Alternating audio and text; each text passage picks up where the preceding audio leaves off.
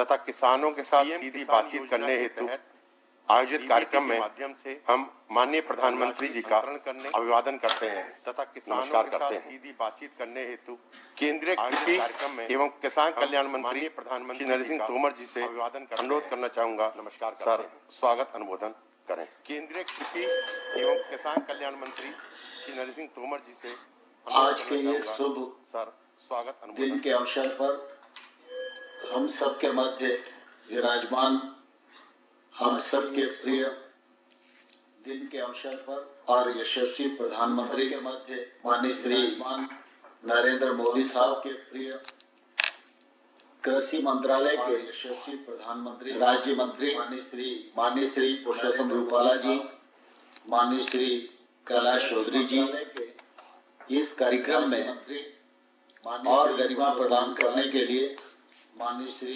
कार्यक्रम से जुड़े राज्यों के माननीय मुख्यमंत्रीगण और केंद्र सरकार के माननीय मंत्रीगण, कार्यक्रम से जुड़े राज्य सरकारों के माननीय कृषि मंत्रालय के क्षेत्र में काम करने वाले माननीय मंत्रीगण और सभी सांसदगण,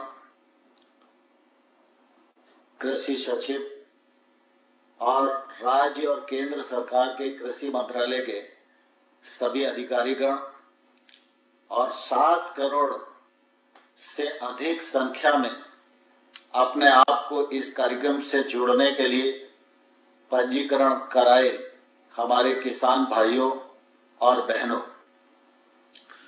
आज हम सबका सौभाग्य है कि पीएम किसान सम्मान निधि के इस कार्यक्रम में सारे देश भर के किसानों को माननीय प्रधानमंत्री जी का सानिध्य प्राप्त हो पा रहा है और उनके संबोधन से हम सबको मार्गदर्शन भी मिलने वाला है। आज का दिन बहुत ही शुभ दिन है। आज किसानों का अक्षय तृतीया का त्योहार है। आज भगवान परशुराम जी की भी जयंती है। आज ईद का त्योहार भी है। अगर हम देखें तो सभी तरफ से आज का दिन देश के लिए बहुत ही शुभ और पावन दिन है। इस पवित्र दिवस के अवसर पर मैं आप सब करोड़ों करोड़ लोगों की ओर से माननीय प्रधानमंत्री जी का हृदय से बहुत बहुत स्वागत करता हूं, बहुत बहुत अभिनंदन करना चाहता हूं। किसान भाइयों और बहनों, हम सबके लिए बहुत प्रसन्नता की बात है कि माननीय प्रधानमंत्री जी का प्रधानमंत्री रहते हुए गांव गरीब किसान पर जो फोकस है उसकी जितनी प्रशंसा की जाए उतना कम ही है। प्रधानमंत्री जी की लगातार इस बात की कोशिश रही है कि गांव में अधोसंरचना विकसित हो, गांव में सुशासन स्थापित हो, गरीब के जीवन स्तर में बदलाव आए और किसान की आमदनी बढ़े। हम सब जानते हैं पूर्ववर्ती सरकारों में हमारी कृषि क्षेत्र की जो नीतियां थी वह उत्पादन केंद्रित थी। प्रधानमंत्री जी ने कहा कि अब समय आ गया है, सरकारों को किसान के बारे में जब विचार करना है तो आय केंद्रित विचार करना चाहिए और इस दृष्टिकोण के आधार पर अनेक केंद्र सरकार की योजनाओं का सृजन किया गया, राज्यों के साथ मिलकर उनका क्रियान्वयन किया जा रहा है। और जब प्रधानमंत्री जी ने सालाना 6,000 रुपया की एक मुश्त सहायता देने का पीएम किसान सम्मान निधि का कार्यक्रम प्रारंभ किया तो निश्चित रूप से ये उनकी आय में बढ़ोतरी का एक बड़ा साधन था। मैं समझता हूं देश भर में बहुत सारी योजनाएं चलती हैं, लेकिन पीएम किसान का जितना दायरा विस्तृत है शायद इसकी तुलना में कोई भी योजना ठहरती नहीं है। अभी तक इस योजना के अंतर्गत 10 करोड़ 11 करोड़ 80 लाख किसानों ने अपने को पंजीकृत कराया है। अभी तक 10 करोड़ 82 लाख किसानों को पैसा मिला है और लगभग ये राशि अगर हम देखें तो 1,16,000 करोड़ से अधिक की है। आज भी जब हम प्रधानमंत्री जी के नेतृत्व में इस कार्यक्रम को संपन्न कर रहे हैं तो आज 9.5 करोड़ किसानों को 20,000 करोड़ से अधिक राशि बटन दबाकर अंतरित की जाने वाली है। और मैं प्रधानमंत्री जी के संज्ञान में लाना चाहता हूं कि पिछले दिनों आपका हमेशा इस बात पर बल रहता था कि देश के सभी किसानों को जोड़ने में देरी क्यों हो रही है, और जो राज्य नहीं जुड़े थे वो राज्य जल्दी जुड़े, उसके लिए प्रयत्न किया जाए, ऐसा हमेशा आपका निर्देश रहा। काफी लंबे समय तक इस दिशा में मंत्रालय प्रयास करता रहा, लेकिन पश्चिम बंगाल राज्य की अनुपस्थिति होने के कारण हम ये कह नहीं पाते थे कि पूरे भारतवर्ष का हर राज्य जुड़ा है। और आज मुझे कहते हुए प्रसन्नता है कि आपके नेतृत्व में पश्चिम बंगाल राज्य के भी 7 लाख से अधिक किसानों को यह लाभ मिल पा रहा है और अब इसकी शुरुआत हो गई है। मैं यह भी जानता हूं कि आप हमेशा से इस बात के हामी रहे कि जो भी योजना हो उसको आखिरी बिंदु तक पहुंचाना चाहिए। अनेक बार आपने यह निर्देश दिया है कि जो किसान पात्र है वो इसके दायरे में अब आ जाना चाहिए, इसमें देरी नहीं लगना चाहिए। मैं आपको विश्वास दिलाना चाहता हूं, विभाग इस दिशा में पूरे मनोयोग के साथ काम कर रहा है। आधार लिंकिंग का भी काम चल रहा है और कुछ ही दिनों में सभी पात्र हितग्राही इसमें जुड़ जाएंगे और 100% सैचुरेशन की जो आपकी कल्पना है उस कल्पना को हम लोग मूर्त रूप देने में सफल होंगे। कृषि क्षेत्र में अनेक योजनाओं का संचालन हो रहा है, उसका परिणाम भी परिलक्षित आज देश के सामने हो रहा है। लेकिन पीएम किसान सम्मान निधि की जो यह योजना है यह किसान के जीवन में निश्चित रूप से मील का पत्थर साबित हो रही है। मैं आज इस अवसर पर सभी किसान भाइयों और बहनों की ओर से माननीय प्रधानमंत्री जी का हृदय से बहुत बहुत स्वागत करता हूं और सभी मुख्यमंत्रीगण, मंत्रीगण, उनके प्रति भी कृतज्ञता ज्ञापित करता हूं कि उन्होंने सबने इस कार्यक्रम में सम्मिलित होकर इस कार्यक्रम की गरिमा को बढ़ाया। आप सबका पुनः एक बार बहुत बहुत स्वागत, बहुत बहुत अभिनंदन, धन्यवाद। जय भारत। माननीय कृषि एवं किसान कल्याण मंत्री जी का धन्यवाद। अब हम माननीय प्रधानमंत्री जी के समक्ष पीएम किसान योजना पर बनी एक लघु फिल्म का प्रस्तुतिकरण कर रहे हैं।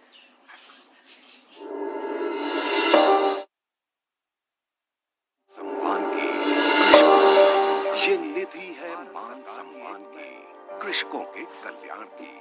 भारत सरकार की एक महत्वाकांक्षी योजना प्रधानमंत्री किसान सम्मान निधि योजना यानी पीएम किसान पूरे देश में फैला रही है किसान परिवारों की इस खुशहाली को। साथियों, हम देश के अन्नदाता को उन्नत करने के लिए हर संभव प्रयास कर रहे हैं। जब आपकी उन्नति होगी तो पूरे राष्ट्र की उन्नति तय है। सिर्फ आत्मनिर्भर किसान ही आत्मनिर्भर भारत की नींव डाल सकता है। एक बार फिर से करोड़ों किसान परिवारों को पीएम किसान सम्मान निधि के लिए मैं आपको बहुत बहुत बधाई देता हूं। पीएम किसान योजना के अंतर्गत प्रत्येक भूजोद्धारी किसान परिवार को हर 4 महीने पर 2,000 रुपए की सम्मान निधि सीधे उसके बैंक में जमा की जाती है। इस योजना का उद्देश्य किसानों की खेती संबंधी जरूरतों को पूरा करना और किसानों की आय में वृद्धि करना है। మేము అన్నిటికీ సంతోషంగా తెచ్చుకుంటున్నాము, మంచిగా వస్తున్నాయి మాకు। पीएम किसान एक खूब फायद्याची योजना आहे। इस योजना के बाद साहूकार से कोई कर्ज नहीं लेना पड़ रहा। प्रधानमंत्री किसान निधि योजना से जो मेरे को 6,000 रुपये सालाना के मिलते हैं, उससे मैं बहुत खुश हूँ। మాకు ఇప్పుడు కూడా పీఎం కిసాన్ వల్ల మా కష్టాలకు అప్పులు లేవు. मैंने 6,000 मिल गया, ये बहुत खुशी का काम जब आ गया। आज देश में ये कारवां बढ़ता हुआ पीएम किसान के 10 करोड़ से ज्यादा लाभार्थियों तक पहुंच गया है और अब तक 1,15,000 करोड़ रुपए की सम्मान निधि सीधे किसानों के खातों में जमा हो चुकी है। पीएम किसान विश्व की सबसे बड़ी डायरेक्ट कैश ट्रांसफर योजना है। योजना में 100% खर्च का वहन भारत सरकार द्वारा किया जाता है। लाभार्थी किसानों की पहचान की जिम्मेदारी राज्य सरकारों की है। इस काम को तेज, आसान और पारदर्शी बनाने के लिए भारत सरकार द्वारा एक पोर्टल www.pmkisan.gov.in का संचालन किया जा रहा है। इस सुविधा के कारण लाखों किसानों के बैंक खाते में सम्मान निधि पहुंच जाती है। किसानों की शंकाओं और शिकायतों के तुरंत और प्रभावी समाधान के लिए भारत सरकार ने एक हेल्पलाइन सेवा शुरू की है। हेल्पलाइन नंबर है 155-261। ये सेवा 24 घंटे और 365 दिन उपलब्ध रहती है। भारत सरकार ने पीएम किसान के नाम से एक मोबाइल ऐप भी लॉन्च किया है, जिससे किसानों को अनेक सुविधाएं भी मिल रही हैं। पीएम किसान सम्मान निधि की 8वीं किश्त के रूप में आज माननीय प्रधानमंत्री श्री नरेंद्र मोदी जी द्वारा 9.5 करोड़ से ज्यादा अन्नदाताओं के खातों में 19,000 करोड़ रुपए से अधिक की राशि का हस्तांतरण किया जा रहा है।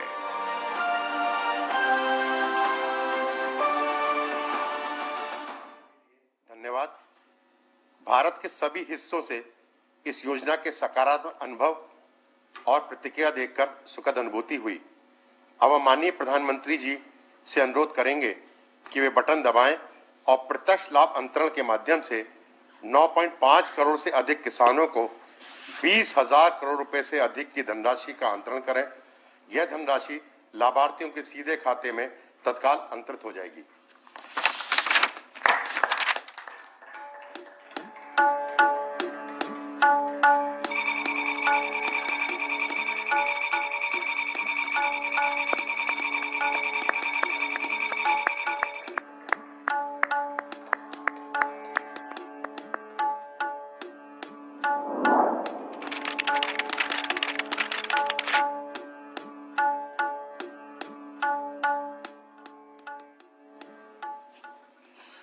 माननीय प्रधानमंत्री जी का 9,50,67,601 किसानों को 20,667 करोड़ 75,66,000 धनराशि अंतरण के लिए बहुत बहुत धन्यवाद।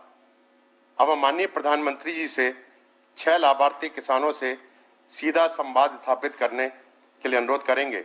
सबसे पहले मैं उत्तर प्रदेश के उन्नाव जिले के श्री अरविंद निषाद को आमंत्रित करूंगा, जो नमामि गंगे कार्यक्रम के अंतर्गत गंगा जी के 5 किलोमीटर दूरी तक की खेती को रसायन मुक्त करके जैविक बदला जा रहा है के लाभार्थी हैं। इस योजना के अंतर्गत 1.23 लाख हेक्टेयर क्षेत्र में वित्त पोषण किया गया है और इन क्षेत्रों के उत्पादनों को नमामि गंगे ब्रांड के रूप में विकसित कर बेचा जा रहा है। श्री अरविंद निषाद जी। अरविंद जी नमस्ते। सबसे पहले आपको कोटि कोटि प्रणाम सर। अरविंद जी जी सर। ये पीएम किसान सम्मान निधि का जी देश के छोटे किसानों को जी बहुत लाभ हो रहा है।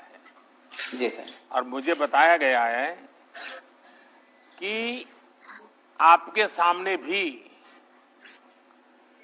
कम जमीन की बहुत बड़ी समस्या थी। जी सर। अरविंद जी, आपने जैविक खेती की तरफ ही क्यों मुड़े और इससे आपके जीवन में क्या अंतर आया? जी सर, ग्रेजुएशन करने के बाद हमने अपनी खेती में कुछ नया करने के लिए सोचा था, तो उसी समय माननीय मुख्यमंत्री जी के द्वारा गंगा यात्रा चलाई जा रही थी, जिसमें हमने भाग लिया और आप भी माननीय अटल घाट पर आए हुए थे तब। उसके बाद कृषि विश्वविद्यालय कानपुर में हमने माननीय मुख्यमंत्री जी और माननीय राज्यपाल जी का जो जैविक खेती का प्रशिक्षण चल रहा था उसमें हमने भाग लिया और वहां से हमने प्रशिक्षण भी लिया सर। और उसके बाद हमने सोचा कि अब हम भी जैविक खेती करेंगे, तो हमने यूपी डास और कृषि विभाग के अधिकारियों से संपर्क किया और उनसे हमने जैविक खेती की पूरी ट्रेनिंग ली, जिसमें उन्होंने हमको जीवामृत, घन जीवामृत, पंचगव्य आदि चीजें बनाना सिखाया और कैसे खेती की जाए ये सारी की सारी ट्रेनिंग दी। जिसके बाद हमने अपने गांव में क्लस्टर बना करके 20-20 हेक्टेयर के क्लस्टर बनाए, जिसमें और उन क्लस्टरों के सारे किसानों को कृषि विभाग के अधिकारियों ने ट्रेनिंग दी और साथ ही साथ अगर कोई जिसको समझ नहीं आ रहा था उसको हमने अपने स्तर पर ट्रेनिंग दे करके जीवामृत, घन जीवामृत बनाना सिखाया और आज सभी किसान हमारे जो गंगा किनारे के हमारे गांव के हमारे क्षेत्र के जो किसान हैं वो जैविक खेती की तरफ मुड़ रहे हैं और ज्यादा से ज्यादा लोग जुड़ते चले जा रहे हैं। जिससे क्या हुआ सर?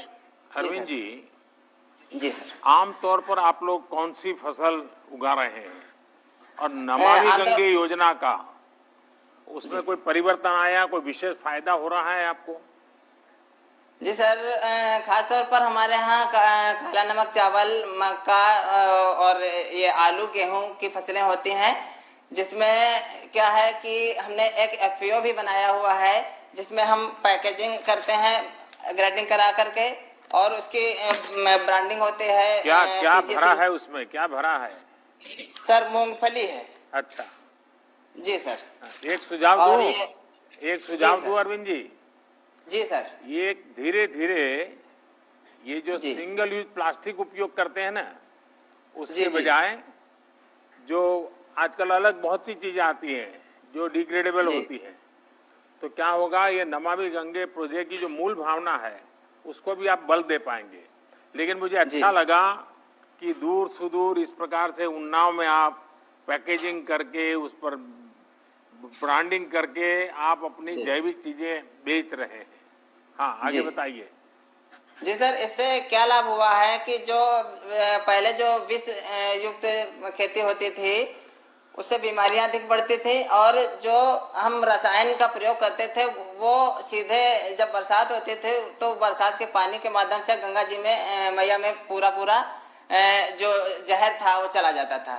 तो आज हम उसका प्रयोग नहीं कर रहे हैं, जिससे कि जो जहर है वो हमारे गंगा मैया में नहीं जा रहा है और हमारी गंगा मैया का जो स्वास्थ्य है वो सही चल रहा है।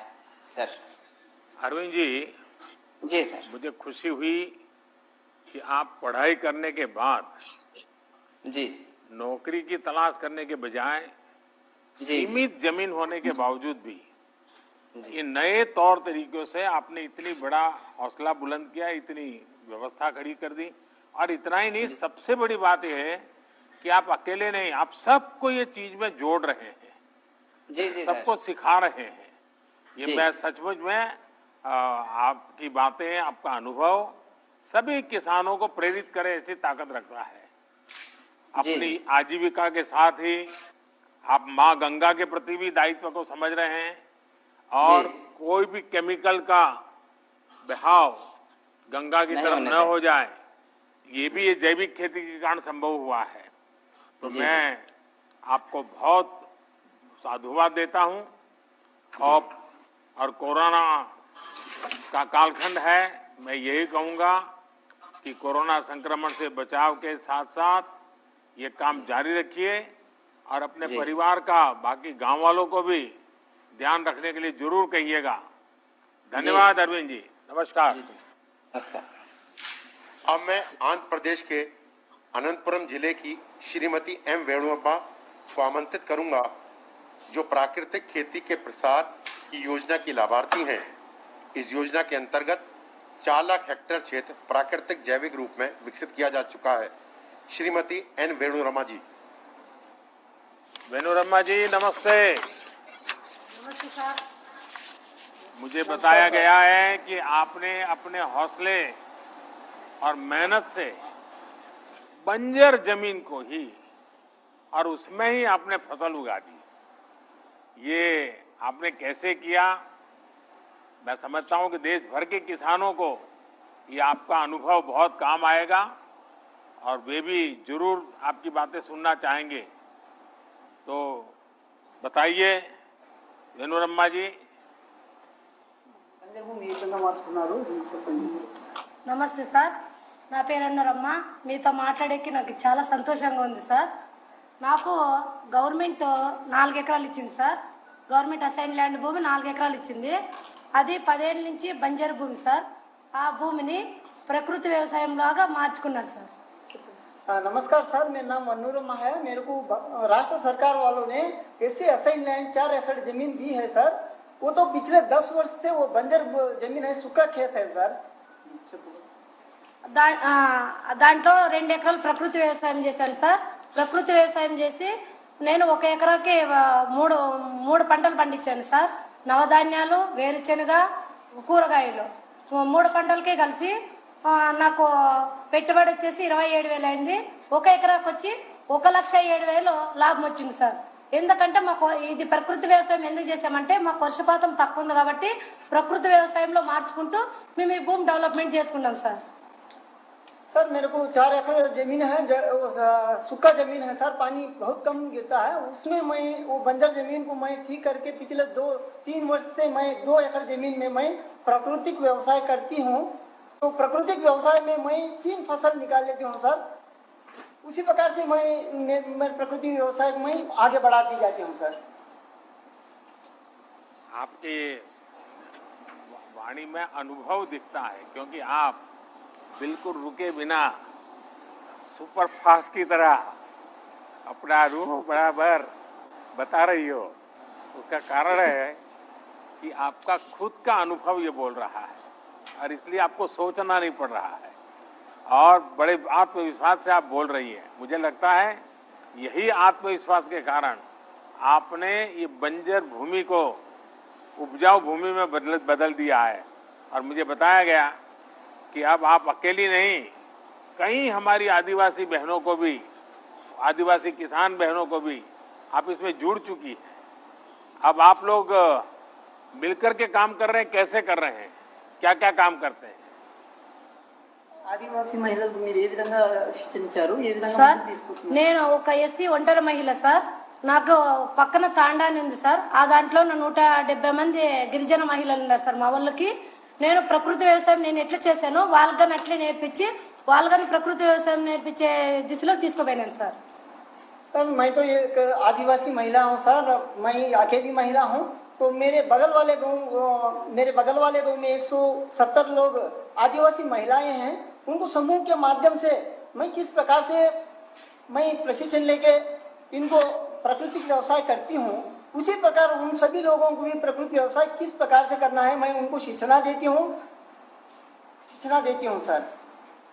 मनोरमा जी, मुझे बहुत ही इंस्पायरिंग लगा आपका ये सारा काम और मुझे विश्वास है कि देश के किसानों के लिए भी इस प्रकार से आत्मविश्वास पैदा करने वाले आपका अनुभव है। जब इंसान ठान लेता है तो वो क्या कर सकता है, इसका आपने जीता जागता उदाहरण पेश किया है। और प्राकृतिक खेती से हमारी आदिवासी माताएं बहनें महिला किसानों को जोड़ने का प्रयास भी ये बहुत ही सराहनीय है। मैं इस प्रयास के लिए आपको और सभी महिला किसानों को आदरपूर्वक नमन करता हूं। बहुत बहुत धन्यवाद आपका। धन्यवाद। अब मैं मेघालय के रिबोहाई जिले के श्री रविस्टर खरमुनपुर को आमंत्रित करूंगा, जो कि उत्तर पूर्व क्षेत्र के जैविक उत्पादन हब के रूप में विकसित करने की योजना के लाभार्थी हैं। इस योजना के अंतर्गत अब तक लगभग 80,000 हेक्टेयर क्षेत्र उत्पादन से लेकर विपणन तक की संपूर्ण मूल श्रृंखला के रूप में विकसित किया गया है। श्री रविस्टर जी।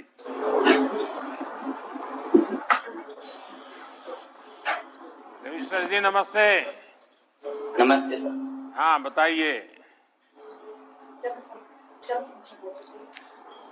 Good morning, Honorable Prime Minister Ji, from the land of Meghalaya.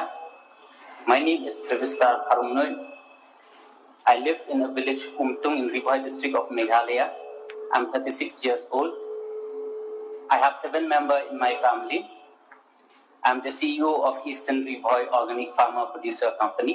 Our company is formed in 2017 under Mission Organic Value Chain Development for Northeastern region.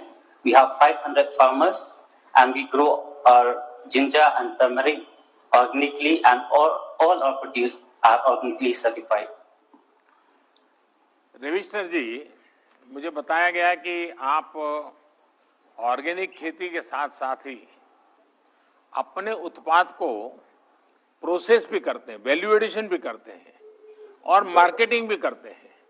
अगर थोड़ा उसके विषय में भी बताएं तो शायद मैं समझता हूं कि आप जैसे जो एंटरप्रेन्योर भी हैं, किसान भी हैं, एंटरप्रेन्योर भी हैं, तो ऐसे कई नौजवान आजकल कृषि में आ रहे हैं, उनके लिए शायद आपकी बात बहुत प्रेरक हो जाएगी। Sir, we have done processing. We collect all the produce from the farmers. We take it to the FPC, where we have a processing unit. We process it, we pack it, and we label it like this. And then we sell these products to retail chains and companies which are tied up with the FPCs. And when we sell to them, we get better price rather than selling to the local mandis. These companies we have tied up. Some of the companies that we have sold before is to Big Basket, Vivanta Foods in Delhi, EcoCrop, Crop Connect, and other companies we are tied up to the south of India too. So we are eager to do export also from our company. So since there is a huge demand of organic products from Meghalaya in the export market. जरा आपका product दिखाइए, आप थोड़ा दिखा रहे थे, क्या क्या है बैग आपका? We have ginger powder, sliced dried, and Lakadong turmeric, one of the famous turmeric in the world with highest curcumin. So we have bay leaf, and all the cinnamon, all the spices that are grown in Meghalaya. Ravishankar जी, आपकी FPO किसानों के लिए आदर्श और प्रेरणा है। आपने साबित कर दिया है कि किसान जब व्यापार से सीधे जुड़ता है तो उसको कितना लाभ होता है। आपको सरकार की तरफ से इस क्षेत्र में कैसे मदद मिली, इसमें कैसे प्रगति हुई आपको, और कोई सहायता मिल रही है क्या? Yes sir, we got assistance under Mission Organic Value Chain Development for registration of our FPC, organic certification and production. We also got subsidy for establishing custom hiring center, collection center, and processing unit. We got all the on-farm and off-farm products for the farmers. Then we have got trainings to farmers on capacity building and even to the board members. We are very much thankful to you for this, and we also would like to thank the government of Meghalaya for supporting us and also for giving us 2% interest subvention in KCC loan, and also mobilization fund 5,000 per farmer for full farmer industry. Ravishankar जी, हम सभी आपके प्रति बहुत आभारी हैं कि आपने साबित कर दिया कि किसान मिलकर बिजनेस का कितना सफल मॉडल विकसित कर सकते हैं। इस समय देश भर में 10,000 एफपीओस बनाने का काम चल रहा है और किसान भी अब इसमें बहुत तेजी से जुड़ रहे हैं। कोशिश यह है कि छोटे किसानों के ये संगठन किसान की आय बढ़ाने में और कृषि इंफ्रास्ट्रक्चर और उद्योग को बल देने में, उद्योगों को निमंत्रित करने में बहुत बड़ी भूमिका निभाएंगे। और आपने तो दिखा भी दिया, और मैं मानता हूं जब मेघालय के दूर सुदूर हिमालय की गोद में से इस प्रकार से आप इतने बढ़िया प्रोडक्ट दिखाते हैं तो अब तो शायद खरीदने वाले भी आपकी तरफ देखेंगे। मेरी तरफ से आपको बहुत शुभकामनाएं। Thank you sir.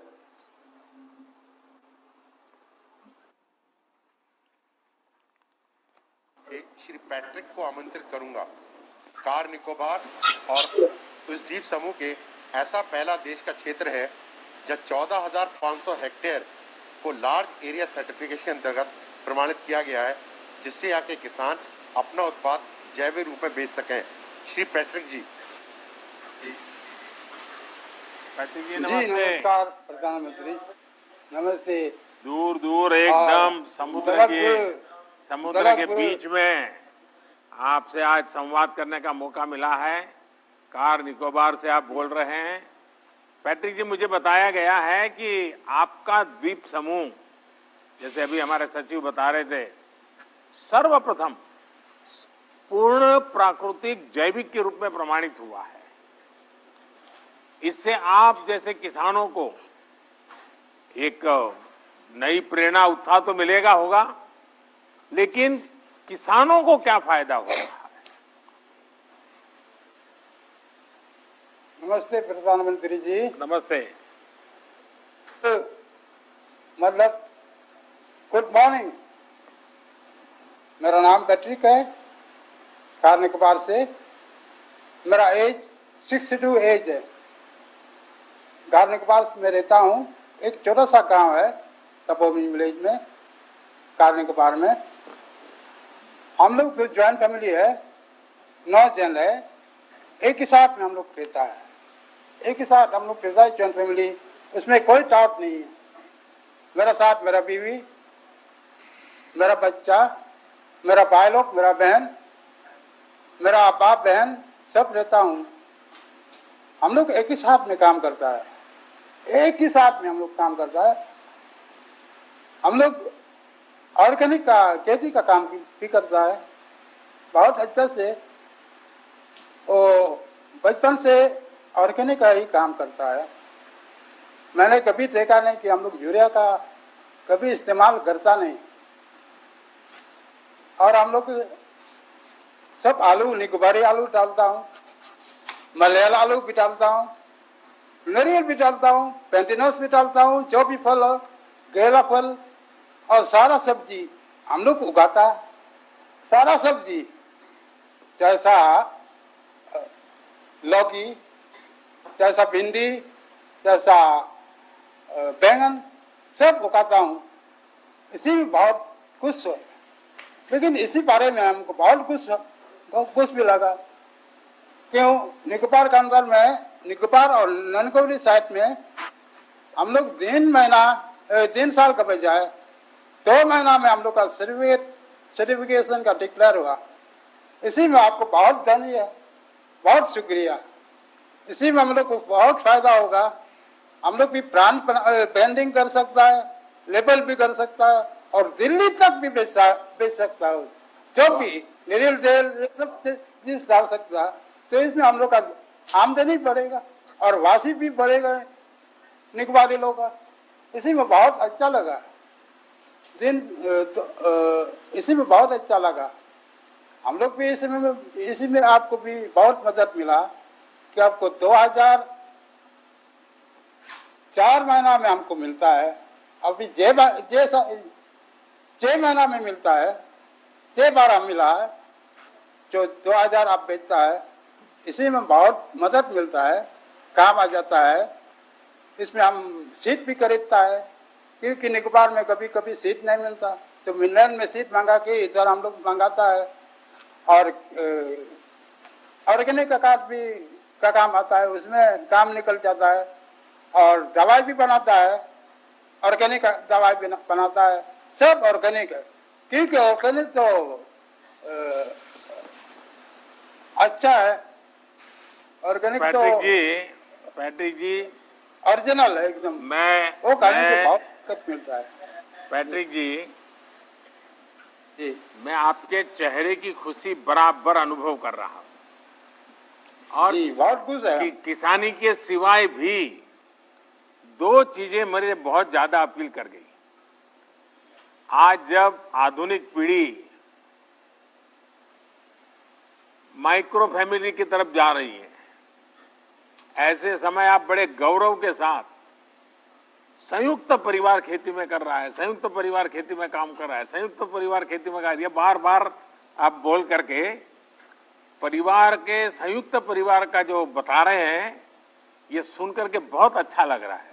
और दूसरा, आप जब सीना तान करके बोल रहे थे कि हम जो पैदा करते हैं वो दिल्ली भी भेजते हैं, मतलब आप दिल्ली को भी खिलाते हो।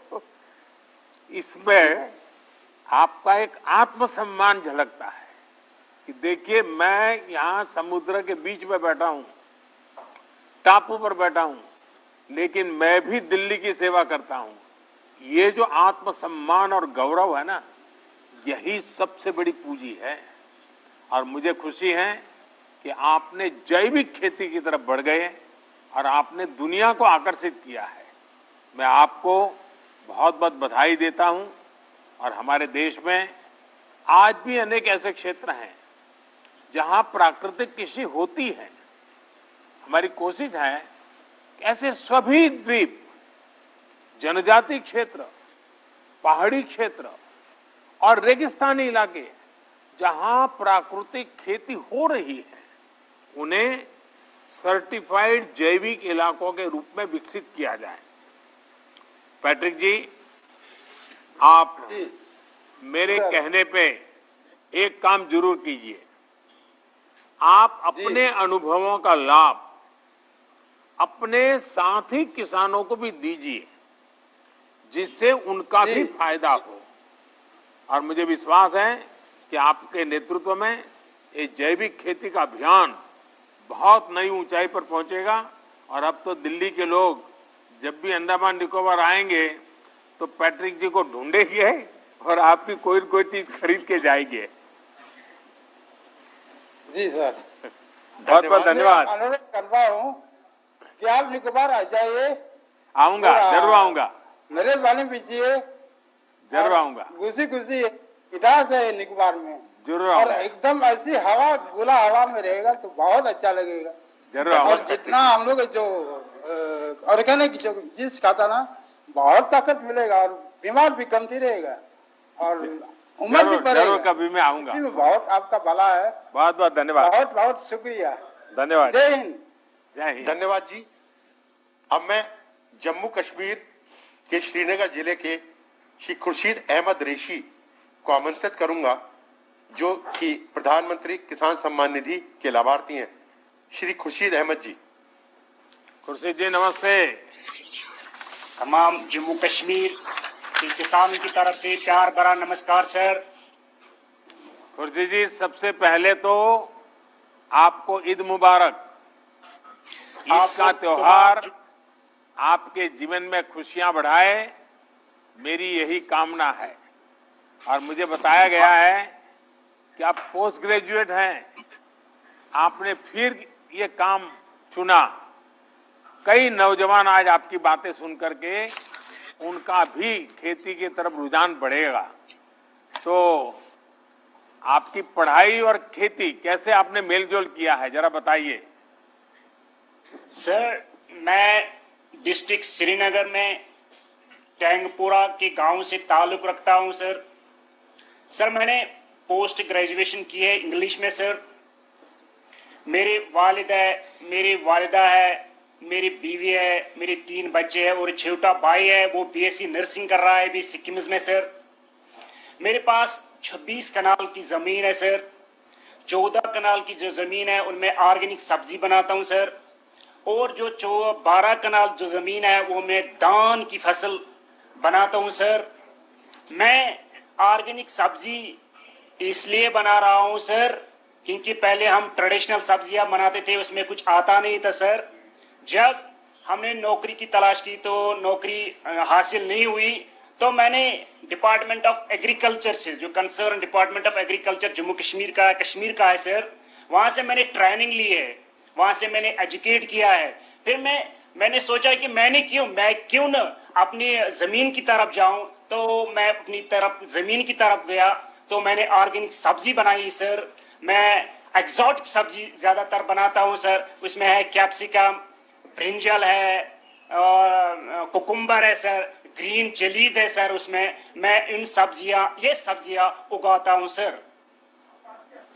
अच्छा खुर्शीद जी, ये बताइए कि आपको मार्केटिंग और दूसरी चीजों में सरकार की कुछ मदद मिल रही है क्या? डिपार्टमेंट ऑफ एग्रीकल्चर से मैंने गांव में एक एफपीओ बनाया है 30 फार्मरों की सर। हम ये ऑर्गेनिक सब्जियां एक जमा इकट्ठे करके डिपार्टमेंट ऑफ एग्रीकल्चर ने एक रेफ्रिजरेटर वैन मुहैया किया है, फैसिलिटेट किया है मुझे। वो सब्जियां लाल मंडी में लाते हैं, वहां डिपार्टमेंट ऑफ एग्रीकल्चर ने एक ऑर्गेनिक मंडी बनाई है, तो ये सब्जी जो है ऑर्गेनिक वो वहां बेचते हैं सर।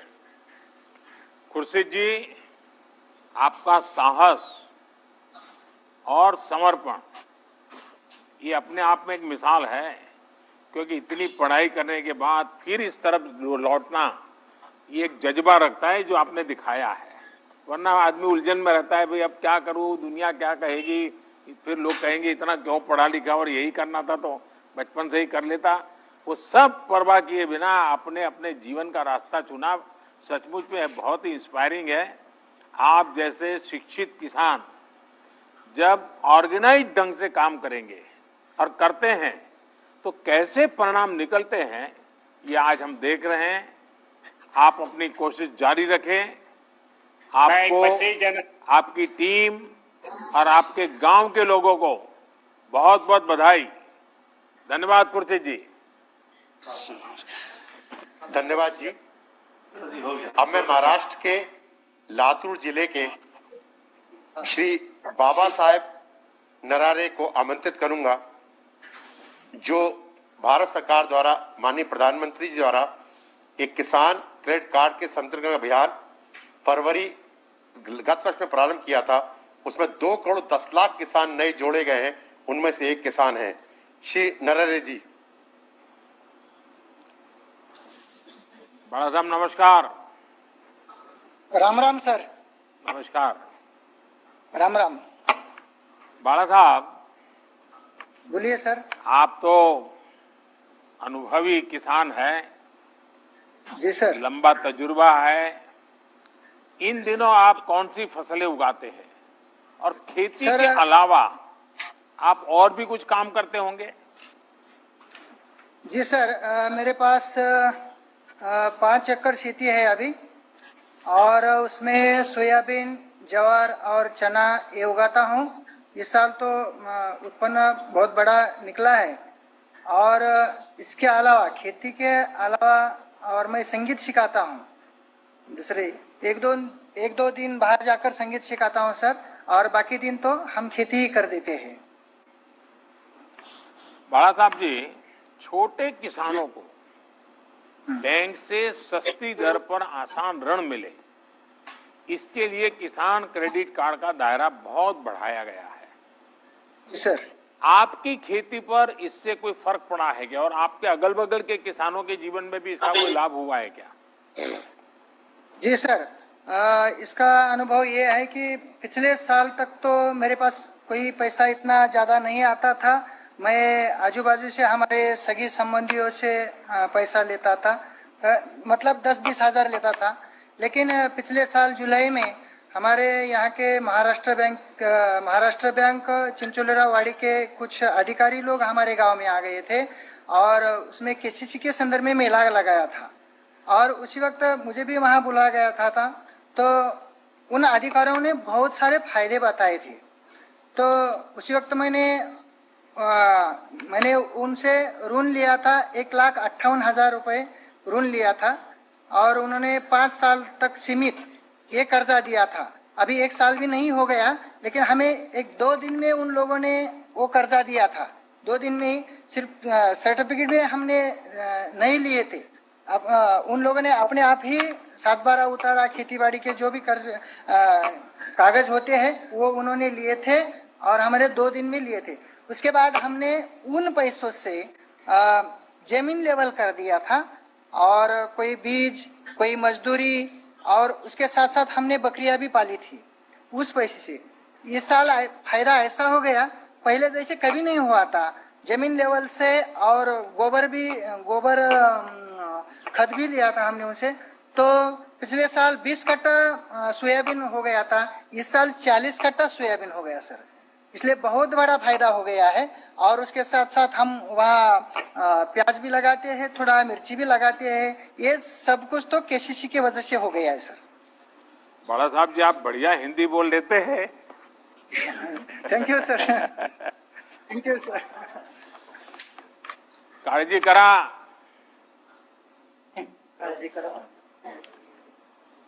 बरा आहेत मग? सर, हाँ नमस्कार सर। Thank you sir. बहुत बहुत धन्यवाद आपका भी। और सभी गांव के धन्यवाद। किसानों को भी हमारा प्रणाम कह दीजिएगा। Thank you sir. Yes sir, yes yes. माननीय प्रधानमंत्री जी का बहुत बहुत धन्यवाद। अब हम माननीय प्रधानमंत्री जी से देश को संबोधित करने का अनुरोध करेंगे। माननीय प्रधानमंत्री जी।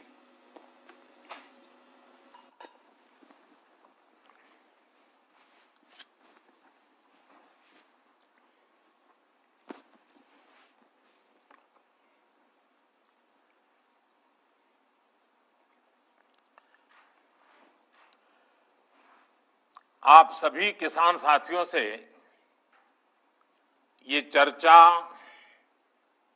अपने आप में एक नई उम्मीद जगाती है, नया विश्वास पैदा करती है।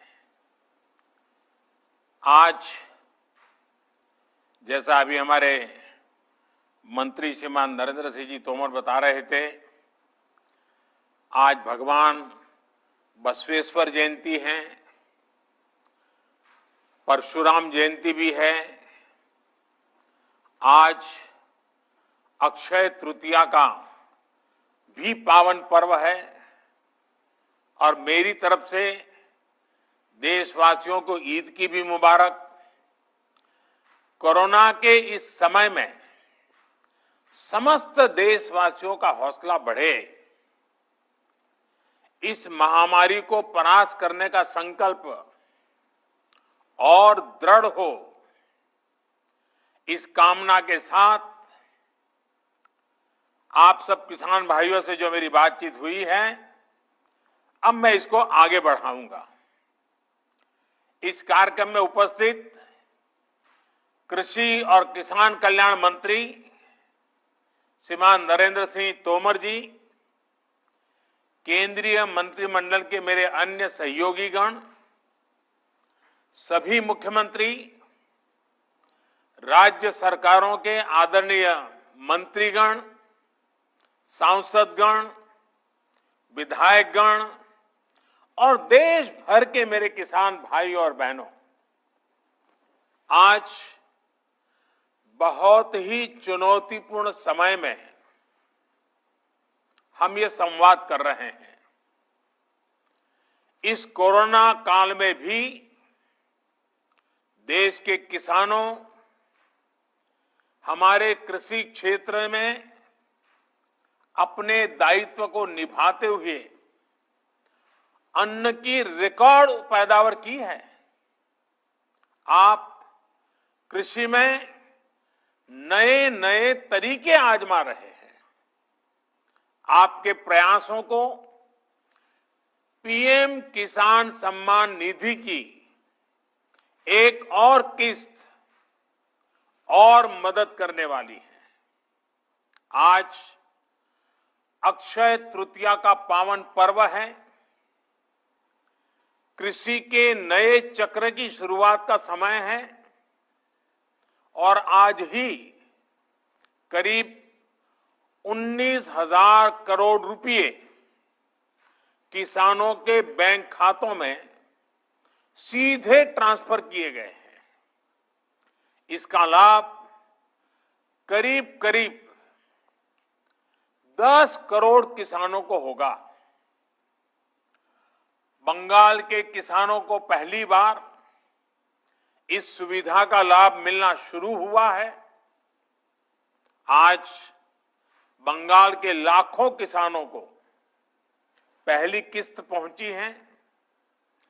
जैसे जैसे राज्य से किसानों के नाम केंद्र सरकार को मिलेंगे, वैसे वैसे लाभार्थी किसानों की संख्या और बढ़ती जाएगी।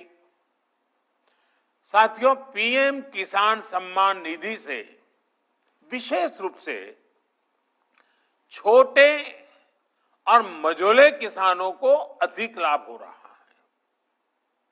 आज के कठिन समय में ये राशि इन किसान परिवारों के बहुत काम आ रही है। अभी तक इस योजना के तहत देश के लगभग 11 करोड़ किसानों के पास लगभग 1,35,000 करोड़ रुपए पहुंच चुके हैं। मतलब कि 1.25 लाख करोड़ से भी ज्यादा सीधे किसानों के खाते में, कोई बिचौलिया नहीं। इनमें से सिर्फ कोरोना काल में ही 60,000 करोड़ रुपए से ज्यादा पहुंचे हैं।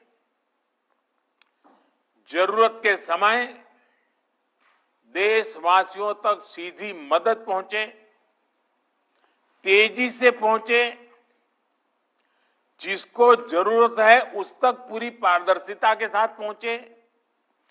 यही सरकार का निरंतर प्रयास है। भाइयों और बहनों, तेजी से सीधे किसानों तक लाभ पहुंचाने का यह काम उपज की सरकारी खरीद में भी बहुत व्यापक स्केल पर किया जा रहा है। कोरोना की मुश्किल चुनौतियों के बीच जहां किसानों ने कृषि और बागवानी में रिकॉर्ड उत्पादन किया है, वहीं सरकार भी हर साल एमएसपी पर खरीद के नए नए रिकॉर्ड बना रही है। पहले धान की और अब गेहूं की भी रिकॉर्ड खरीदी हो रही है। इस वर्ष अभी तक बीते वर्ष की तुलना में लगभग 10% अधिक गेहूं एमएसपी पर खरीदा जा चुका है। अभी तक गेहूं की खरीद का लगभग 58,000 करोड़ रुपए 58,000 करोड़ रुपए सीधे किसानों के खाते में पहुंच चुका है। सबसे बड़ी बात ये कि अब किसान जो उपज मंडी में बेच रहा है, उसको अब अपने पैसे के लिए लंबा इंतजार नहीं करना पड़ता, परेशान नहीं होना पड़ता। किसान के हक का पैसा सीधा उसके बैंक खाते में जमा हो रहा है। मुझे संतोष है कि पंजाब और हरियाणा के लाखों किसान पहली बार डायरेक्ट ट्रांसफर की इस सुविधा से जुड़े हैं। अभी तक पंजाब के किसानों के बैंक खाते में करीब 18,000 करोड़ रुपए और हरियाणा के किसानों के बैंक खाते में 9,000 करोड़ रुपए सीधे उनके बैंक अकाउंट में जमा हो चुके हैं। अपना पूरा पैसा अपने बैंक खाते में पाने का संतोष क्या होता है, ये पंजाब और हरियाणा के किसान भी अनुभव भी कर रहे हैं और मुखर होकर बोल भी रहे हैं। मैं सोशल मीडिया में इतने वीडियो देखे हैं किसानों के, खास करके पंजाब के किसानों के, कि इस प्रकार से उनको पैसा पहुंच जाना और वो भी पूरा पूरा पैसा पहुंच जाना, उसका संतोष इतने उमंग के साथ वो बता रहे हैं। साथियों, खेती में नए समाधान, नए विकल्प देने के लिए सरकार निरंतर प्रयास कर रही है।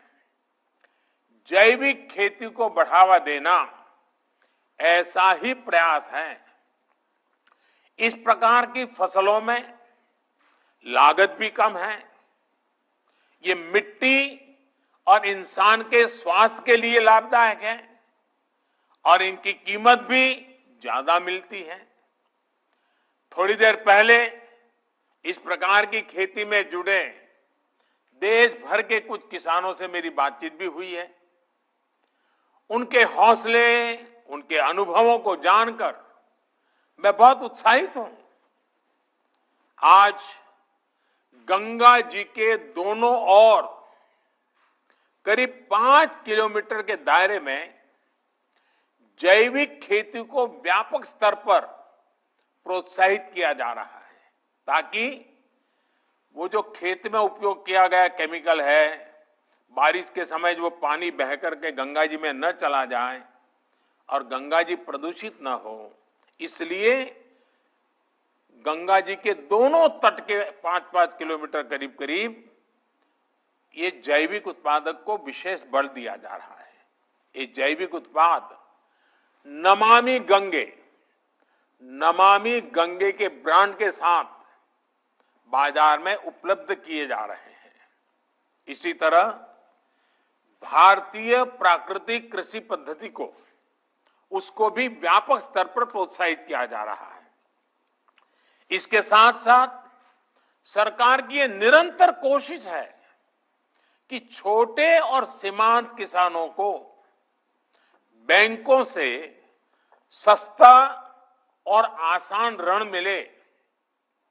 इसके लिए बीते 1.5 साल से किसान क्रेडिट कार्ड उपलब्ध कराने का एक विशेष अभियान चलाया जा रहा है। इस दौरान 2 करोड़ से ज्यादा किसान क्रेडिट कार्ड जारी किए गए हैं। इन कार्ड्स पर किसानों ने 2 लाख करोड़ रुपए से ज्यादा का ऋण बैंकों से लिया है। 2 लाख करोड़ रुपए। इसका बहुत बड़ा लाभ पशुपालन, डेयरी और मछली पालन से जुड़े किसानों को भी मिलना शुरू हुआ है। अभी हाल ही में सरकार ने एक और अहम फैसला लिया है और मैं चाहूंगा कि मेरे किसान भाई बहनों को ये सरकार के निर्णय से खुशी होगी, उनके लिए ये बहुत लाभकर्ता होगा। सरकार ने निर्णय किया है कि कोरोना काल को देखते हुए केसीसी ऋण के भुगतान या फिर नवीनीकरण की समय सीमा को बढ़ा दिया गया है। ऐसे सभी किसान जिनका ऋण बकाया है वो अब 30 जून तक ऋण का नवीनीकरण कर सकते हैं।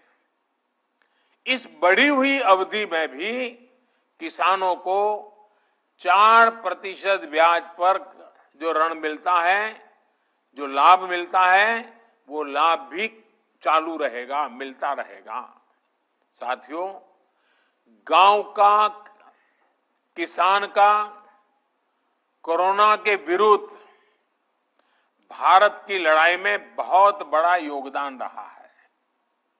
ये आपके ही श्रम का परिणाम है कि आज इस कोरोना काल में भारत दुनिया की सबसे बड़ी मुफ्त राशन की योजना चला रहा है।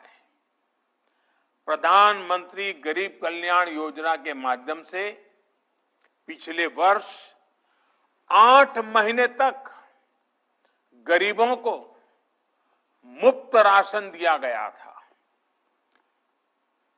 इस बार मई और जून महीने में देश के 80 करोड़ से ज्यादा साथियों को राशन मिले, इसका प्रबंध भी किया गया है।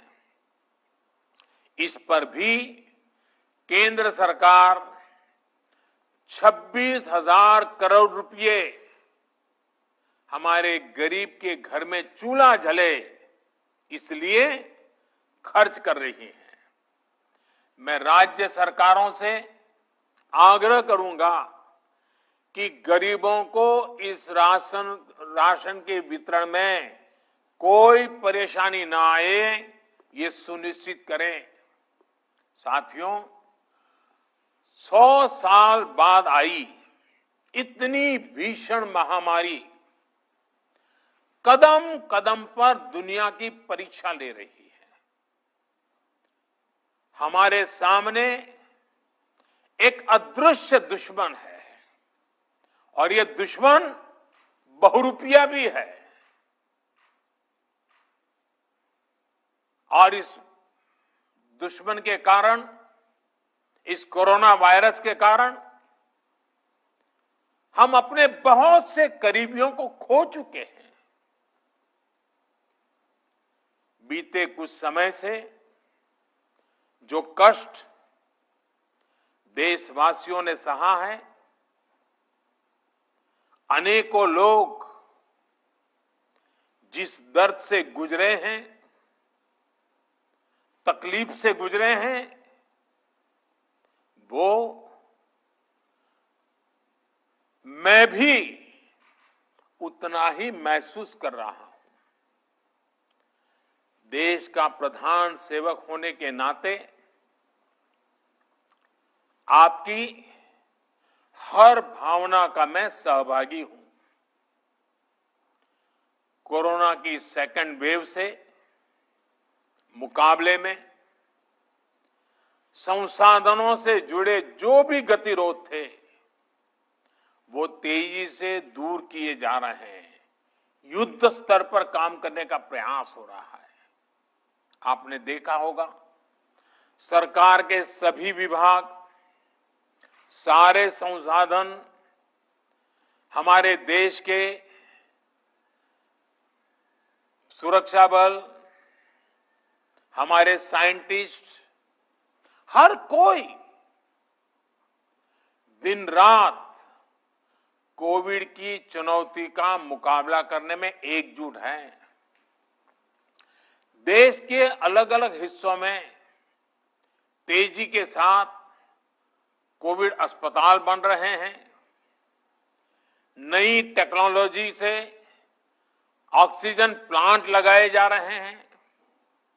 हमारी तीनों सेनाएं, वायुसेना, नेवी, आर्मी, सभी पूरी शक्ति से एक काम में जुटे हैं। ऑक्सीजन रेल इसने कोरोना के खिलाफ इस लड़ाई को बहुत बड़ी ताकत दी है। देश के दूर सुदूर हिस्सों में ये स्पेशल ट्रेन्स, ये ऑक्सीजन रेल ऑक्सीजन पहुंचाने में जुटी है। ऑक्सीजन टैंकर्स ले जाने वाले ट्रक ड्राइवर्स बिना रुके काम कर रहे हैं। देश के डॉक्टर्स हो, नर्सिंग स्टाफ हो, सफाई कर्मचारी हो, एम्बुलेंस के ड्राइवर्स हो, लैब में काम करने वाले सज्जन हो, सैंपल कलेक्ट करने वाले लोग हो, एक एक जीवन को बचाने के लिए 24 घंटे जुटे हुए हैं। आज देश में जरूरी दवाइयों की आपूर्ति बढ़ाने पर युद्ध स्तर पर काम किया जा रहा है। सरकार और देश के फार्मा सेक्टर ने पिछले कुछ दिनों में जरूरी दवाइयों का उत्पादन कई गुना बढ़ाया है। बाहर से भी दवाइयां मंगवाई जा रही है। इस संकट के समय में दवाइयां और जरूरी वस्तुओं की जमाखोरी और कालाबाजारी में भी कुछ लोग अपने निहित स्वार्थ के कारण लगे हुए हैं। मैं राज्य सरकारों से आग्रह करूंगा कि ऐसे लोगों पर कठोर से कठोर कार्रवाई की जाए। ये मानवता के खिलाफ का कृत्य है। भारत हिम्मत हारने वाला देश नहीं है। न भारत हिम्मत हारेगा और न कोई भारतवासी हिम्मत हारेंगे। हम लड़ेंगे और जीतेंगे। साथियों, आज के इस कार्यक्रम में मैं देश के सभी किसानों को, गांव में रहने वाली सभी भाई बहनों को कोरोना से फिर सतर्क करना चाहता हूं। ये संक्रमण अभी गांव में भी तेजी से पहुंच रहा है। देश की हर सरकार इससे निपटने के लिए हर संभव प्रयास कर रही है। इसमें गांव के लोगों की जागरूकता, हमारी पंचायती राज से जुड़े जो भी व्यवस्थाएं हैं, उनका सहयोग, उनकी भागीदारी उतनी ही आवश्यक है। आपने देश को कभी निराश नहीं किया है। इस बार भी आपसे यही उम्मीद है। कोरोना से बचाव के लिए आपको खुद पर, अपने परिवार पर, सामाजिक स्तर पर जो भी जरूरी कदम है, आवश्यकताएं हैं, उसे हमें उठाने ही है। मास्क लगातार पहनना बहुत जरूरी है। वो भी ऐसा पहनना है कि नाक और मुंह पर पूरी तरह से ढका रहे। दूसरी बात, आपको किसी भी प्रकार के खांसी, सर्दी, जुकाम, बुखार, उल्टी, दस्त जैसे लक्षणों को सामान्य मानकर नहीं चलना है। पहले तो खुद को यथासंभव दूसरों से अलग करना है, फिर जल्द से जल्द कोरोना टेस्ट करना है, और जब तक रिपोर्ट ना आए तब तक डॉक्टरों से जो दवाई बताई है वो जरूर लेते रहना है। साथियों, बचाव का एक बहुत बड़ा माध्यम है कोरोना का टीका। केंद्र सरकार और सारी राज्य सरकारें मिलकर ये निरंतर प्रयास कर रही हैं कि ज्यादा से ज्यादा देशवासियों को तेजी से टीका लग पाए। देश भर में अभी तक करीब 18 करोड़ वैक्सीन डोज दी जा चुकी है। देश भर के सरकारी अस्पतालों में मुफ्त टीकाकरण किया जा रहा है। इसलिए जब भी आपकी बारी आए तो टीका जरूर लगवाएगा। ये टीका हमें कोरोना के विरुद्ध सुरक्षा कवच देगा, गंभीर बीमारी की आशंका को कम करेगा। हाँ, टीका लगाने के बाद भी मास्क और 2 गज की दूरी के मंत्र को अभी हमें छोड़ना नहीं है। एक बार फिर सभी किसान साथियों को मैं बहुत बहुत शुभकामनाएं देता हूं। बहुत बहुत धन्यवाद।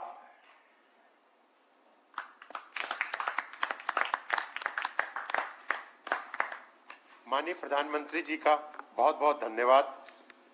कार्यक्रम के अंत में हम माननीय प्रधानमंत्री जी, केंद्रीय किसान एवं कल्याण मंत्री जी, सभी केंद्रीय माननीय मंत्रीगण, माननीय मुख्यमंत्रीगण, माननीय सांसदगण, माननीय राज्य के कृषि मंत्रीगणों को अपना आभार व्यक्त करते हैं जिन्होंने इस कार्यक्रम की शोभा बढ़ाई।